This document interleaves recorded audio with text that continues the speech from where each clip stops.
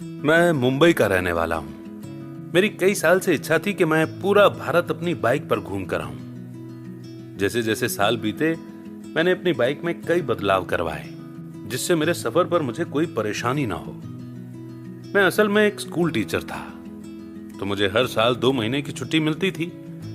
कुछ सालों तक सोचने समझने और पैसा इकट्ठा करने के बाद मैंने इस गर्मी की छुट्टी में मुंबई से तमिलनाडु जाने का फैसला किया।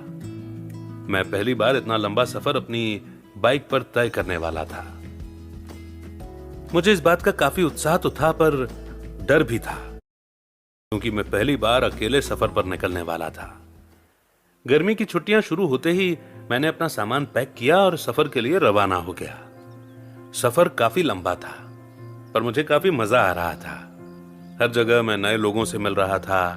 पेड़, पहाड़, नदी, मैदान, न जाने कितनी चीजें देख ली थी मैंने। मैं अक्सर सुबह से शाम तक तो बाइक चलाता था और शाम होते ही किसी होटल में रुक जाता था। पर एक दिन मेरे सफर में मुझे अगले शहर तक पहुंचने में काफी समय लग गया। मैं हमेशा सोच समझकर ही निकलता था कि कौन सा अगला शहर है और कितने दूर है, जिससे मुझे पता रहे कि मेरा अगला ठिकाना कहाँ होगा, क्योंकि बीच में पड़ने वाले गांवों और जंगलों में होटल तो होते नहीं हैं। पर उस दिन मैंने निकलने में देरी कर दी और मैं अगले शहर तक पहुंच नहीं पाया। शाम ढल चुकी थी और मैं एक गांव से गुजर रहा था। उस गांव की सारी दुकानें धीरे धीरे बंद हो रही थी और लोग अपने अपने घर जा रहे थे। कुछ देर बाद रास्ता बिल्कुल खाली हो गया और सारे लोग अपने अपने घर चले गए। मुझे थोड़ा डर सा लग रहा था। मैं पहली बार इतनी रात को अकेले गाड़ी चला रहा था। गांव से बाहर निकलते समय मुझे एक बुजुर्ग आदमी दिखा जो अपना सर झुकाकर रास्ते के किनारे बैठा हुआ था।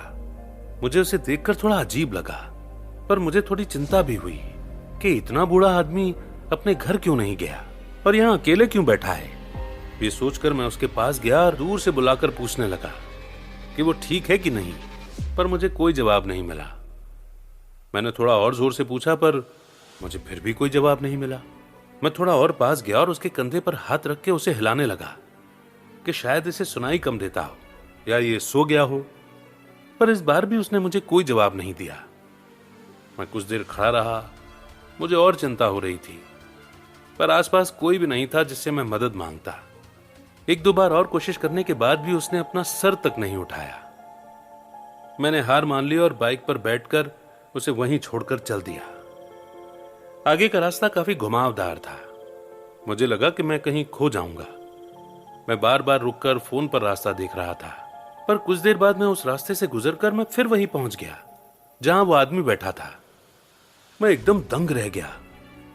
कई बार रास्ता देख देख कर चलने के बाद भी मैं फिर वहीं पहुंच गया। मैंने उस आदमी को देखा, वो अब भी वहीं बैठा था, पर इस बार मैंने उस पर ध्यान नहीं दिया और फिर से चल पड़ा। मेरे निकलते ही वही रास्ता, वही घुमाव दिखे, पर मैं हर सेकंड बस फोन पर अगले शहर का रास्ता देख रहा था और इतना ध्यान से चलाने के बाद भी मैं फिर वहीं पहुंच गया। मुझे ये सब बहुत अजीब सा लगा। उस आदमी को बार बार देखकर मेरा दिल घबरा रहा था। मैंने समय देखा तो रात के 3 बज गए थे। मैंने फिर से रास्ता फोन में देखकर बाइक स्टार्ट की, लेकिन इस बार मेरी बाइक स्टार्ट ही नहीं हुई। एकदम से वो पूरी बंद हो गई। उसका इंजन बिल्कुल ठंडा पड़ गया। मैं घबराने लगा। मैंने 100 बार चाबी घुमाई, कई बार किक स्टार्ट करने की कोशिश की, पर बाइक चल ही नहीं रही थी। मेरी कोशिशों के बीच एकदम से आवाज आई, अब नहीं चलेगी। मैंने मुड़कर देखा तो बुढ़ा आदमी मेरी तरफ देख रहा था। उसकी आंखों में कुछ अजीब सी चमक थी। जितना बूढ़ा वो देखने में था, उतनी ही जवान उसकी आंखें थीं। उसे मैं कुछ कह पाता उससे पहले ही वो बोला, इसे छोड़ दो यहीं, चलो मेरे साथ, अपने छुपने का समय आ गया है। ये कहकर वो मेरा हाथ पकड़कर खींचने लगा। मैंने फौरन अपना हाथ छुड़ाया और कहा कि आपको मैंने इतना उठाया, आपको सुनाई नहीं दिया? उसने मेरी बात सुनकर अनसुनी कर दी और फिर से खींच कर ले जाने लगा। मैंने फिर से हाथ छुड़ाया और बाइक स्टार्ट करने लगा। वो बूढ़ा बस बार बार चलने को कह रहा था, पर मैं उस पर विश्वास नहीं करना चाहता था। अचानक से बादल गरजने लगे और तेज तेज हवाएं चलने लगी। उस बूढ़े ने चिल्लाया, वो आ गया है, और मेरा हाथ पकड़ करके भागने लगा। इस बार मैंने हाथ नहीं छुड़ाया और उसके साथ साथ भागने लगा। मौसम इस तरह से एकदम से बदल गया कि मेरी रूह कांप उठी। मुझे जरा भी नहीं समझ में आया कि ये सब चल क्या रहा था। वो बूढ़ा और मैं पास के एक बड़े से झाड़ के पीछे बैठ गए। अचानक मैंने देखा कि गांव की तरफ से दानव जैसा आदमी चलता आ रहा था। वो कुछ 7 फुट का होगा। जैसे ही वो पास आता गया वैसे ही मेरे होश उड़ गए। उसका सिर नहीं था। मैं वो देखकर डर से चिल्लाने वाला था कि उतने में उस बूढ़े ने मेरे मुंह पर हाथ रख दिया। उसके आसपास बादल गरज रहे थे। कुछ देर बाद वो गांव के बाहर चला गया और आसमान साफ हो गया। उसके जाते ही मेरे मुंह पर से उस बूढ़े ने हाथ हटाया और मैं जैसे ही उसकी तरफ देखने लगा वैसे ही वो गायब हो गया।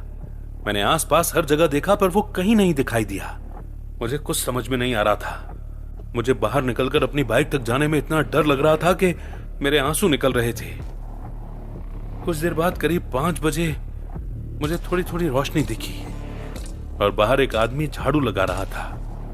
मैं भागकर उसके पास गया और उसे इस सब के बारे में पूछने लगा। उसने मेरी हालत देखकर मुझे बिठाया और पानी पिलाया।